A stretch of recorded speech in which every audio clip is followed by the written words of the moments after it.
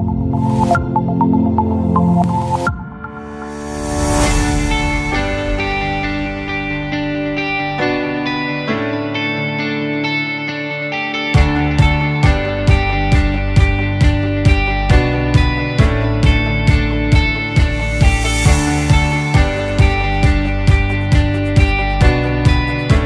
welcome to another episode of Aviation Talk with Captain Gaff. Thank you, Captain, very much for joining us here. You're welcome.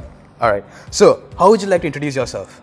Well, since I'm retired now from airline flying, I could introduce myself as the oldest pilot who's actively flying and trying to promote general aviation and light aircraft aviation in Sri Lanka. All right, that's amazing. So, being the oldest pilot who's functional, okay, what made you choose aviation? How did you enter into this industry? I think it all started when we were very young. My parents used to take us to air shows and we used to go and watch aeroplanes.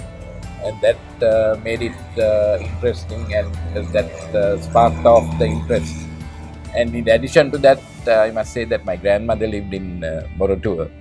And we used to come in the evening in our night clothes to see the grandmother, and on our way back, my father used to stop at the airport when he used to see the rotating beacon. Yeah. And then we used to stop and watch the old DC-3s coming to land. All right. This would have been in the late 50s perhaps. So that's an amazing start. So being your oldest pilot, okay, coming and seeing your grandmother and then, noticing the beacon light, okay. So how has the industry changed from your perspective, from the time you started to now, and then, with the current situation? Well, things have got more modern, and there are safer and more efficient airplanes to learn flying in. At the time we learned flying, I started on the Tiger Mup, and then there was upgrading to the Chipmunk, and then other airplanes as we went along. But with the newer airplanes from the US and UK, we've been able to give a better and a safer airplane to children to learn to fly. And unfortunately, as you know, the industry has not really got off the ground. Although there's potential, we've been always taking the back seat in most of the things. Yes. Okay. So, sir, being one of the oldest pilots, flying for us for a very long time, how has it been managing your personal life and then, your professional life being in the aviation industry? I must say that the personal life, for me, aviation was everything. So there was no problem as long as you were around airplanes. But for the rest of the family, my children and my wife, it was quite a trying task, and my wife had to be the driver, the maid and everything, look after the children and do all that while I was out flying. And as a result, you missed out on weddings, funerals and whatever. Yes, definitely. Being in the industry, that is something that, we should sacrifice, I guess. Yeah, that was a sacrifice you had to make, and we thought it was an essential sacrifice. So with all the sacrifices that you have done, and then, with the strong support from your family to manage your professional career, what would you say is the most memorable moment in the industry? Well, there are many memorable moments which have gone back into the subconscious mind, but I would think that the most memorable, one of the most memorable incidents was the day of the 9/11 when I had to fly from Seoul, Korea to San Francisco, and mid-Pacific we were told that we could not go into USA, and then we had to fly to Vancouver instead. Stayed 2 days in Vancouver, and then we were the first foreign airline to go, as in Singapore Airlines, to fly into San Francisco. And that was a memorable experience. From the local point of view, the most memorable experience I had was when I had Mr. Anton Balasingham and his wife Adele on board my flight, and I refused to carry them. Okay, if you don't mind me asking, any reason why you refused to carry Because them? there was a hijacking incident in Cyprus Okay. of a ship called Aquilo Laro, and the hijackers wanted safe passage to Tunisia. When they were flying, while they were hijacked, they actually killed an American passenger. So the CIA was after these hijackers, and they were given passage to go to Tunis in an, I think it was the Egypt aircraft, and they were with other passengers when CIA intercepted this airplane and got it to land in Crete. So the International Federation of Airline Pilots Associations informed all their members all over the world not to carry known terrorists on board with other passengers, that they must be either accommodated on a special flight or they must not be carried out. That was the reason why I had to refuse.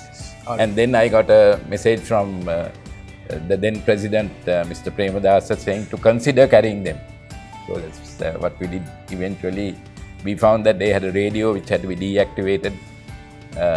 He could speak from Colombo to Jaffna without any. So all those things had to be deactivated before we took them on. Alright, Captain. So we were talking about the most memorable moment, okay? And then when it comes to the biggest challenge, what was the biggest challenge that you faced in the industry? In the industry, I would talk about the challenges we had as active members in the Airline Pilots Association, which was called the Airline Pilots Guild, which within the guild to get people to realize that unless we get things moving, no one else will help us. And to do anything, we needed to have money. Yeah. So it was a great challenge to get our members to pay 1% of their salary as fees for the association. So we achieved that. Yeah. And as a result, today the Airline Pilots Guild of Sri Lanka is on a very strong financial footing. They have their own office. And I think that was the greatest challenge we had, to try and put ourselves in a strong position, because usually you get let down by all the administrators of the country. Yeah. All right. So, Captain, we were talking about, your biggest achievements, okay, and some of the biggest challenges. And then if you talk about the industry as of now, okay, with the current situation that we are just undergoing, and then, finishing up, I guess, the coronavirus, what is, in your opinion, how has it affected the industry? And then, in your opinion, what can be done to, make sure that we step out of this as soon as possible? Yes, the main thing is international flying is now at a standstill. So what we have to do really is to improve our domestic aviation in Sri Lanka, and I think the government has the same view, because they want to popularize general aviation and get people to fly. There are 16 airports in Sri Lanka, and those 16, actually, if you have competitive prices with taxi fares and whatnot, and have multimodal transport where actually you can fly the person to the airport, and then from there he can take a bus or a train and go to his destination, that would generally help.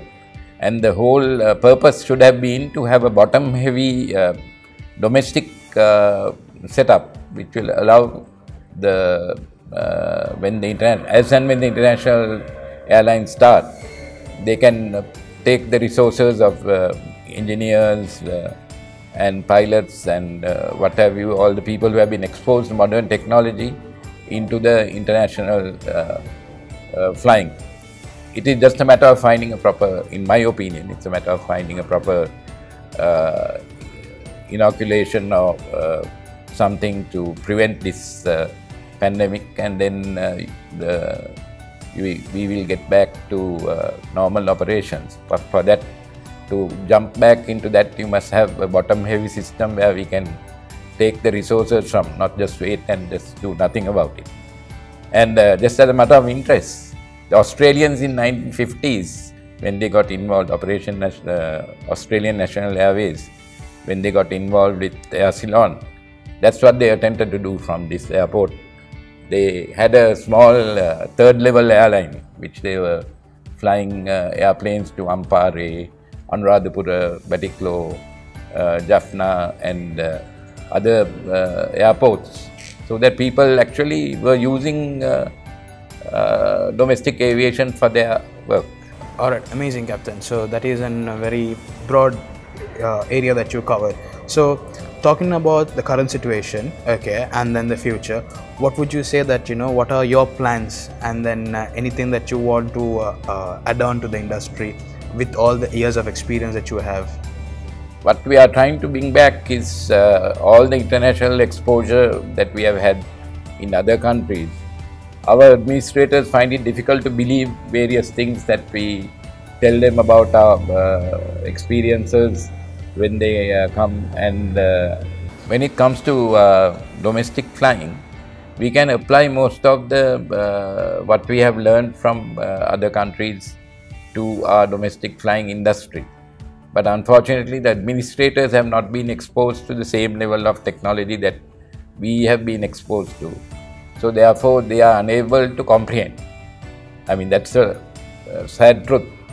So as a result, that's why we have formed ourselves into this association of owners and operators, so that we can get the administrators to think differently.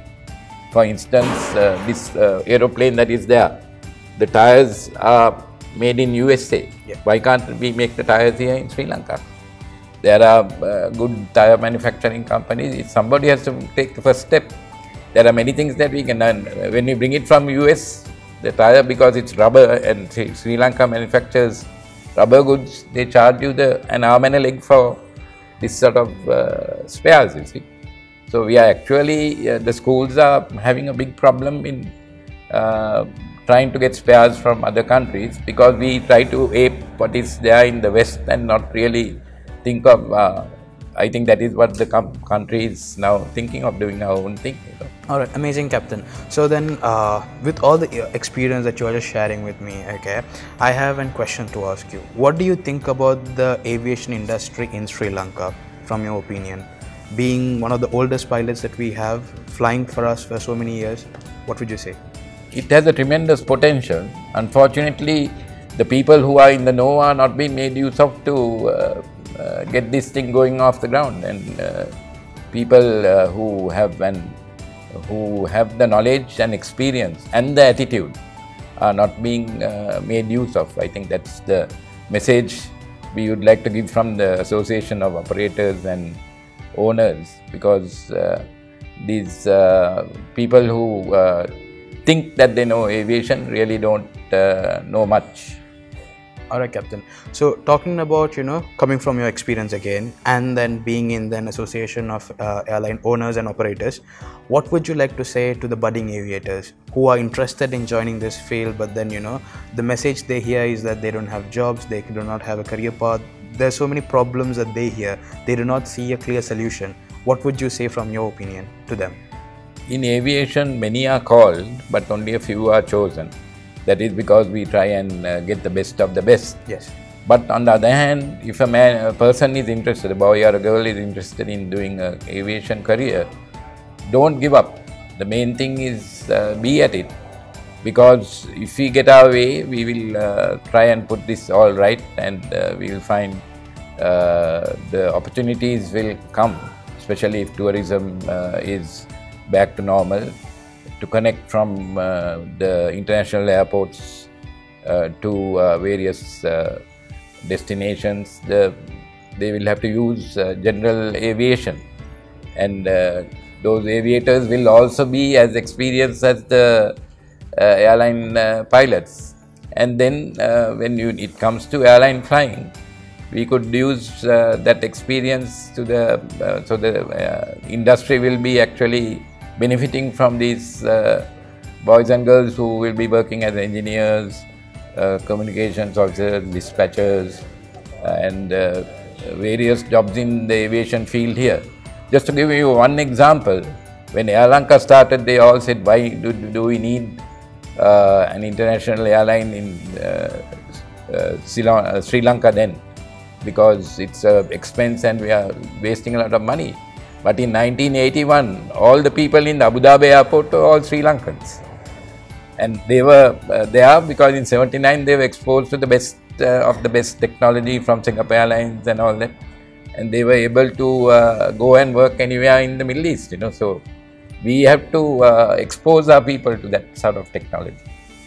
All right, Captain. So that was an amazing brief idea for the budding aviators. So from Aviation Talk, I would like to thank you once again for, You're welcome. accepting our invitation and joining us and sharing all the knowledge to all the youngsters.